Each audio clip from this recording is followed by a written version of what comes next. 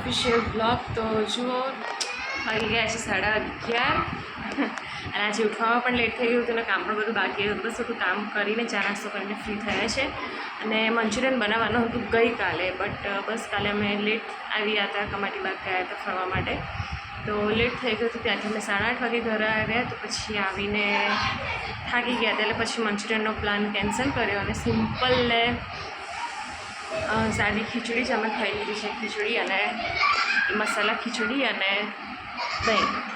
સો બસ હમણાં મેં કરી છે મંચુરિયનની તૈયારી. તો મેં બધું કટિંગ કરી દીધું છે, જે સમારવાનું હતું કેપ્સિકમ અને કેરેટ ને કેબેજ બધું સમારી દીધું છે. અને બસ હવે મારે ખાલી કોર્નફ્લોરની જરૂર છે. કોર્નફ્લોર તો પડ્યો છે, થોડોક છે, બટ મને થોડો જોઈએ છે, તો બસ હું હવે કોર્નફ્લોર લેવા જાઉં છું અને આવું એટલે પછી હું મંચુરિયન બનાવીશ.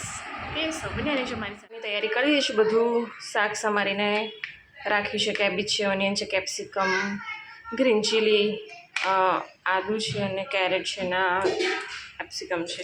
આ એક ઇન્સ્ટન્ટ મસાલો લાવીશું ચિંગ્સનો.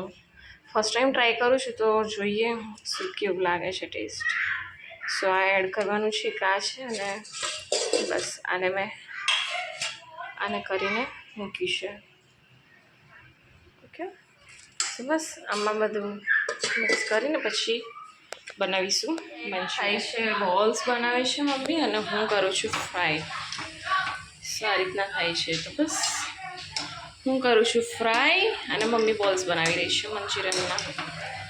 બસ થોડા ફ્રાય થાય એટલે